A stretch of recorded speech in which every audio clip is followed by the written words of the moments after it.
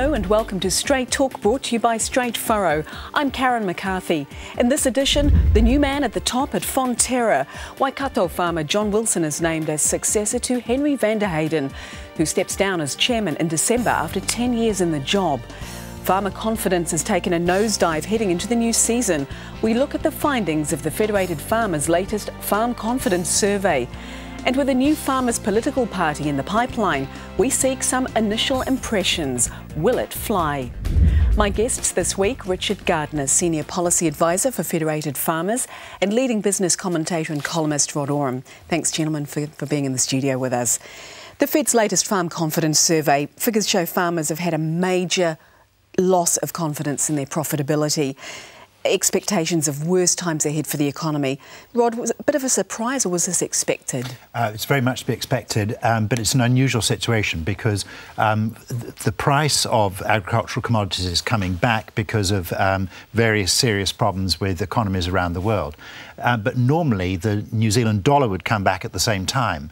But because our economy is in relatively good shape compared with others, the New Zealand dollar is holding up there. So unfortunately it's a double whammy for farmers, because if you don't get that offsetting decline in the exchange rate as world prices come back, then you're hard hit. So that loss of confidence is very well justified. Federated Farmers President Bruce Wills, I think, said that the drop was expected, just perhaps not to such an extent, because it's a real turnaround since January, I think. It is only a confidence survey, and it's how farmers feel on the day. It's not what will happen. It's how they feel, and it's, as Rod says and as Bruce says, it's not unexpected. I think it's probably more pronounced because it's been all the planets are in alignment with meat and wool and dairy. You know, just even a year or even 2 years ago, they were all in alignment, and now, of course, they've all come back. So it's farmers have lost their confidence for that reason, but it's still, you know, the long-term outlook is good, I think, in the much longer term, and I think it'll remain good for New Zealand. So I think farmers will look at that rather than the short term. Rod, is it a bit puzzling because this follows one of the best growing seasons recently? As Richard said, you know, for dairy, meat and wool. What's changed since January when confidence in farmers' profitability was so strong? It's the external picture. And there are only 3 developed countries where GDP per capita, which is the main measure of economic wealth, is back where it was before the global financial crisis. The 3 countries are Germany comfortably, Australia just, and the United States just creeping into that very select category. So around the world we've got really depressed consumers, and even in our very positive, very booming markets in emerging middle classes, such as China and India, those economies too are coming back. So that's a fundamental weakness in those markets, which is driving that fall in price and therefore that loss of confidence on farm. How long can we sustain this high dollar?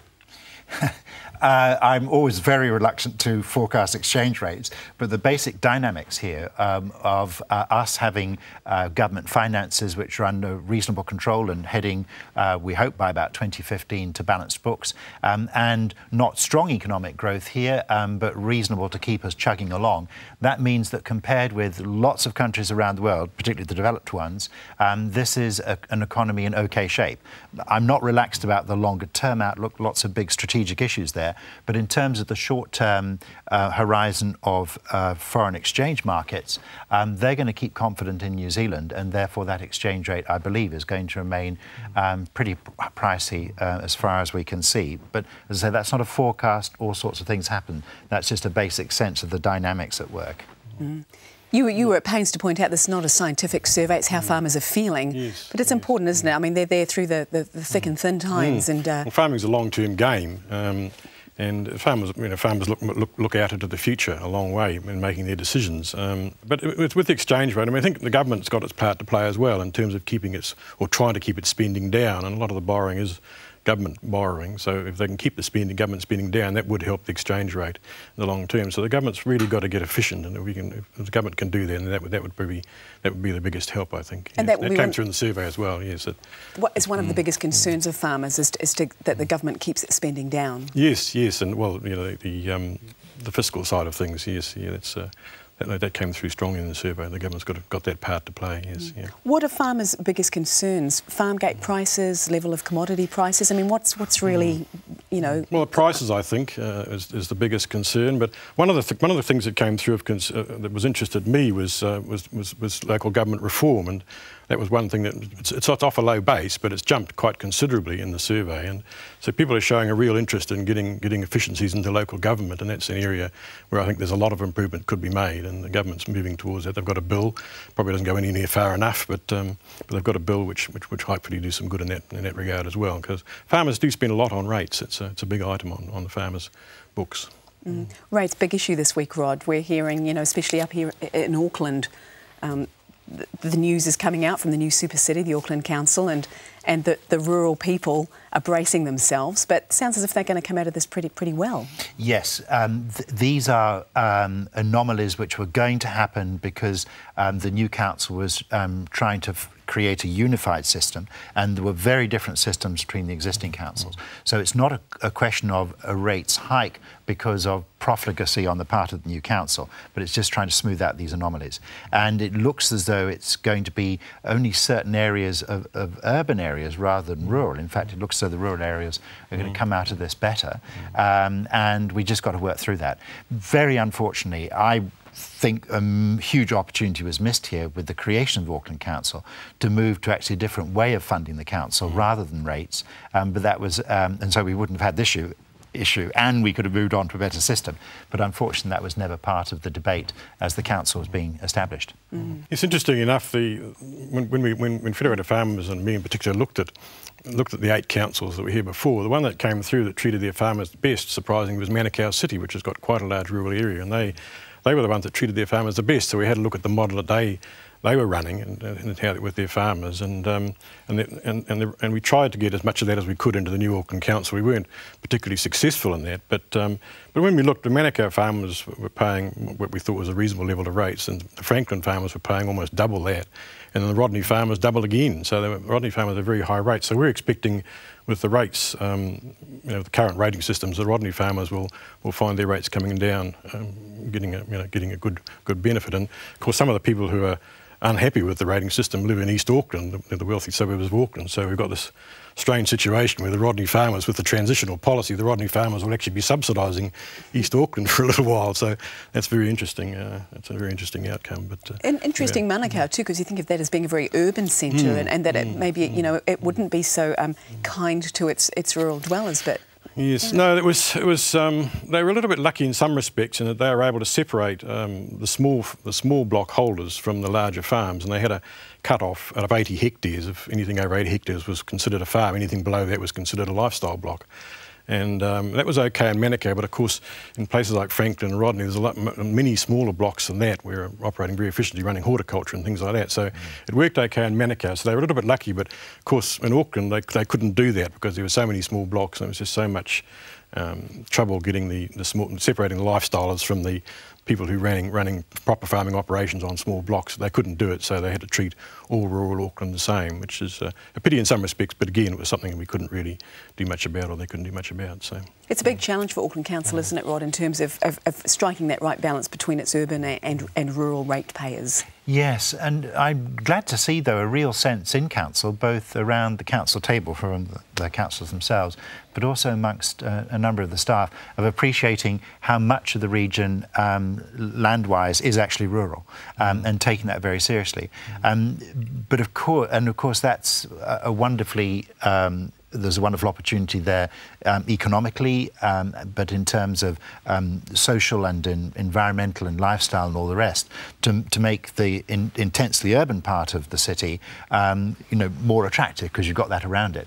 But needless to say, in terms of the big spending on infrastructure, that's going to have to be in the urban area, particularly here in the CBD, because all the projections show that the population of Auckland's going to rise from about 1.45 million now to 2 million by 2030.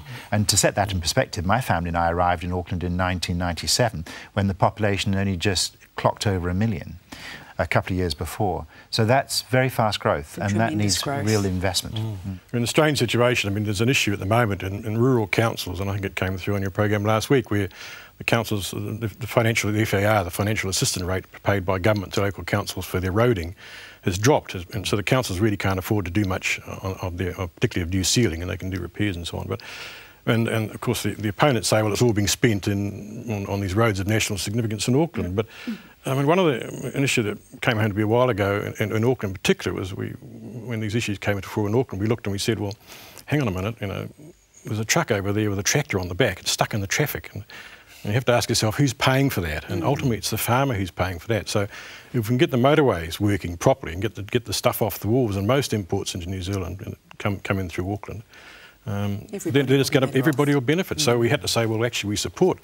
It was the Grafton interchange, I think, at that stage, but we actually support you doing that because it's going to make the whole system more efficient. And even if it costs, even if you haven't got the funds available to spend on the rural areas, well, it's actually overall it's better to spend the money, in Auckland. Yes. Yeah. We'll watch with interest. Coming up, reaction to the plans for a New Zealand rural party to contest the next general election. Stay with us.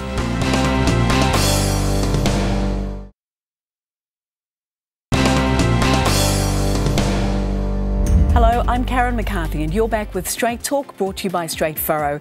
Our guests, Rod Oram and Richard Gardner. Let's talk the Fonterra chairman in waiting, John Wilson. He brings a wealth of experience, but what do we know about the man?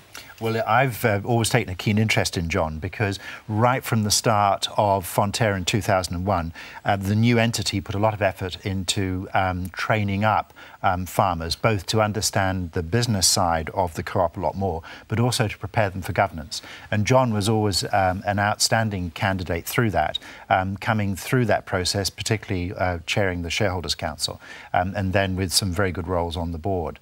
So this is good succession planning on the part of Fonterra to have been developing that talent. So I find him a very interesting person and well equipped for the job, but both very good skills obviously as a farmer and relating to fellow farmers, but also having that wider commercial experience now over this last decade. Are Fonterra's farmers fans of this guy? I know Willie Lefferink from Federated Farmers has said it's up to John Wilson to be liked, for him to build that relationship with farmers. What are we to read into that?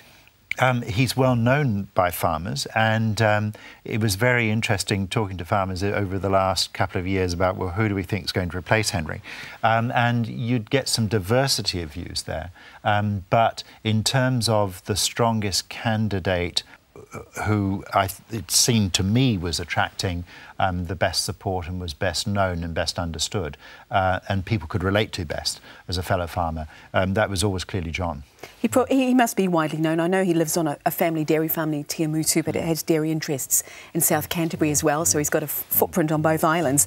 Richard, he'll take over in December just after TAF is introduced, if all goes according to plan. He'll have his work cut out for him, will he not, getting TAF bedded down and moving the co-op forward? Yes, I mean, TAF is one of those issues with farmers. There's always a diversity of views, and that was one issue that became quite polarised. Quite contentious. Yes. And so Federated Farmers' job, I think now the decision's been made. We've got a job as well, and John Wilson has as well. We've all got a job of bringing it back together. It's in now. It's going ahead. So now the position is to make it work. So he's got his work cut out of that. He's got big shoes to fill. So Henry's been, he's run a very successful organisation for quite a long time. Big shoes to fill, but I'm sure he's up to it. Yeah. It's a big job, $20 billion business, I think New Zealand's biggest company and the world's fourth largest dairy firm. There have been calls again by Willie Lefferink, chairman of the dairy section, for a deputy chairman at Fonterra. The company's never had one, I think, and Willie says he's always seen that as a weakness. Rod, thoughts on that? You talked about succession planning. How you structure boards and what the process is, what constitutes good governance there is, there's a science and an art to it. And having a deputy chair is useful to have. But also a deputy chair who has a definite role rather than just being kind of a fifth wheel spare wheel in case you need one. But that's a minor issue compared with, have you got the right committees in place? How do they execute their work? How does the board as a whole work together? And it's always hard to tell, but it seems to me that works well at Fonterra. So it's a useful thing to do, but it's not going to significantly lift the governance of Fonterra, which I say is good. needs to keep moving. Useful thing to do, but not a must-have. Let's talk this new farmers' political party that's in the pipeline. Two Northland farmers, Ken Rintole and Joe Carr, doing the groundwork to get the New Zealand Rural Party off the ground.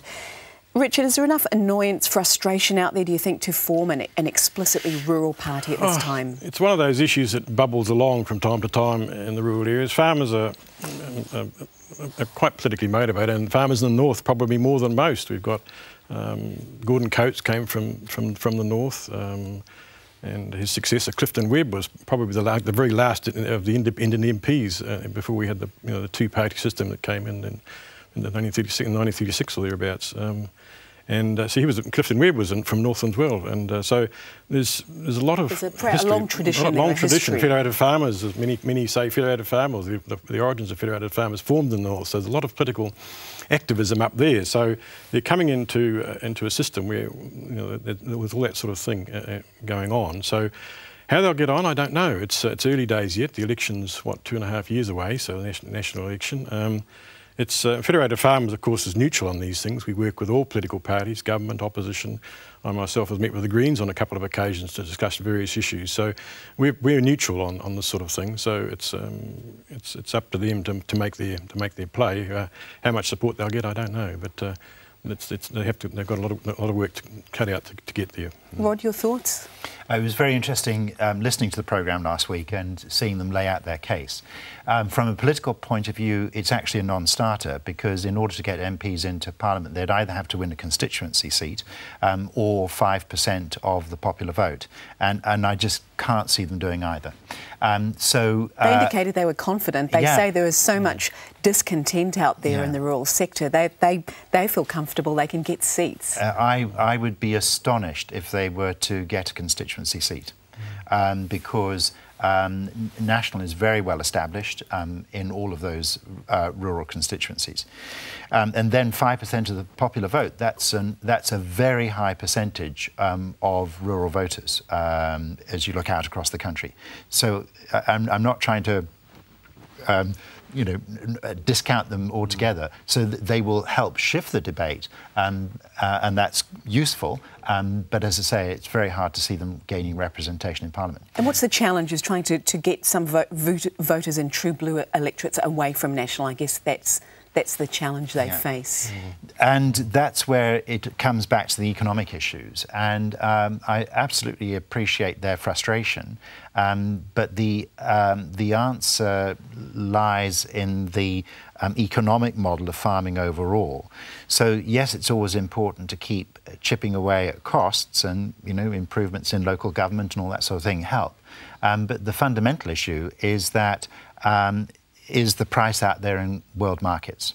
And we remain largely commodity producers, so we are very efficient at producing low-value products.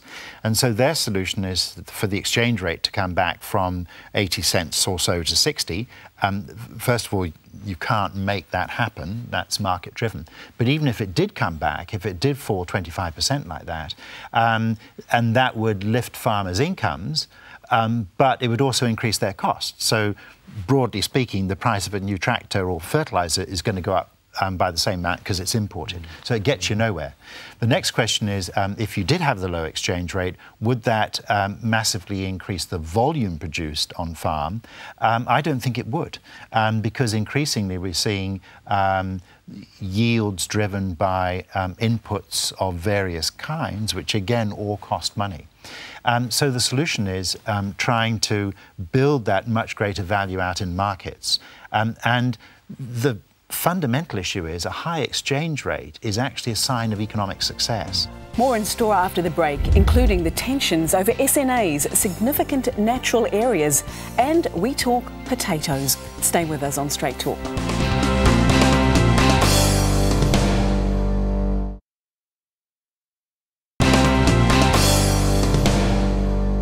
Welcome back to Straight Talk, brought to you by Straight Furrow. We're talking with Richard Gardner and Rod Oram. The two fellows setting up the new political party, one of their greatest concerns is what they see as bureaucracy gone mad, unnecessary interference and regulation. Richard, you're on the Rural Advisory Panel of Auckland Council. Do they have a point? They do indeed. I mean, one of the issues that the Auckland Council's not got right is the SNA issue. And there, I mean, the Rural Advisory Panel, ideally, when the council wants to do something, they should come and talk to the panel, and we can work through the best approach to do it. That's one of the roles.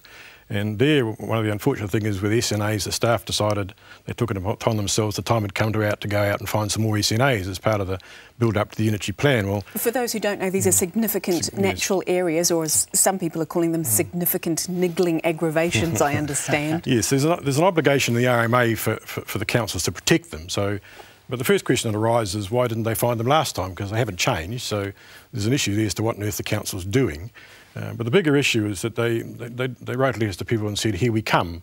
Well, that's not really acceptable these days. The councils need to sort of approach things in a far better manner and say, well, this is what we're doing and this is why. And so there was some meetings have taken place. But what's happened as a result is that there's a quiet protest taking place in some parts of Auckland where farmers have just said, no, you can't come to the council. So they're not getting their way in some respects, but it's an issue that the new council's got wrong. But by and large, the Auckland Council has addressed some efficiencies. They've saved. Rod's probably got a better grasp of the numbers than I have, but it's something on the order of $140 million and quite a considerable number of fewer staff. So they're gaining efficiencies. And one of the shocks to me was when the Auckland Council took over, half of Franklin went to Waikato, and we had a look at Waikato, the Waikato District Council, and what they were up to.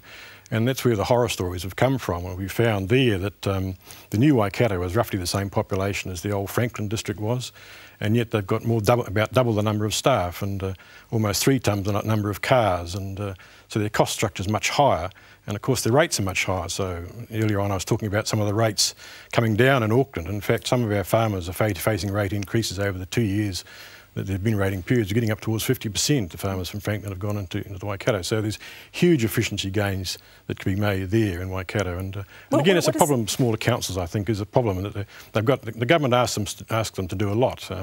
SNAs is one issue they've got to do. So there's a lot for them to do, but what the answer is, it's hard to tell. But certainly a lot of efficiency gains can be made, yes. Yeah. Auckland Council, I mean, it's a stretch, I guess, to call it lean and mean. It is a juggernaut, isn't it, Rod? Well, it's big, but it's leaner and meaner than the previous structure. There's no two ways about that.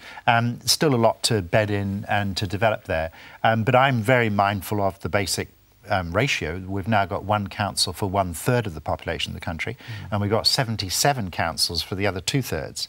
I'd hope that here in Auckland we can prove that it's possible to have good strategic leadership across and delivery across a big council like that, but have good local representation, which is working through the 21 local boards, which would then give people in other parts of the country confidence that they too could do an amalgamation. They could get that efficiency, they could get that strategy, but they could still get that local representation through local boards. Rod, I know you didn't want to go without talking spuds, the humble spud. What do we know? I mean, New Zealand's commercial potato industry is worth what? Is it big? Is it small? It's one of the smaller, by far the smaller subsectors. But it goes right back to that discussion we were having earlier about the economic model. Potatoes is really interesting because fresh exports are small, but processed exports are large. But seed potato exports are large relatively, because New Zealand does really good seed potatoes. So I had a chance last week to go to the inaugural AGM of Potatoes New Zealand, previously an interest group in Hort, New Zealand, and they've got a very good strategy there, so I was giving them some feedback around that. One of the key things for me is that, unlike any other part of the primary sector, there are important and useful foreign investors. So you've got McCain Foods and Simplot, 2 of the world's largest potato processors here in the country. And I think that's a real springboard to attract more foreign investment, so we could get New Zealand farmers adding a lot more value to those potatoes, so not they'll increase the volume, but they're going to really increase the value. So for me, it's a very good example of what we can achieve across the primary sector to lift farmers' incomes. And this is turning our potatoes into chips and crisps, that kind of thing. We already do that. I actually was pushing the strategy a lot further last week. I was talking a great deal about the science around nutrition and where potatoes looks incredibly promising. But to do that, we need foreign investment. So I was making a big pitch to McCain and Simplot that let's make New Zealand a global centre of excellence for potato science. And there's talk, I know, of Potatoes New Zealand, of this being a $1 billion industry by 2020, which is quite something. It's a big stretch, but strategically they've got a number of things lined up which will get them down that road. I don't think get them all the way, hence my emphasis on the science. You've been watching Straight Talk, brought to you by Straight Furrow. Thank you very much to my guests, Rod Oram and Richard Gardner, and as always to you at home for watching. If you'd like to get in touch, see the Country 99 TV website. We value your feedback. I'm Karen McCarthy. I'll see you next time for more Straight Talk.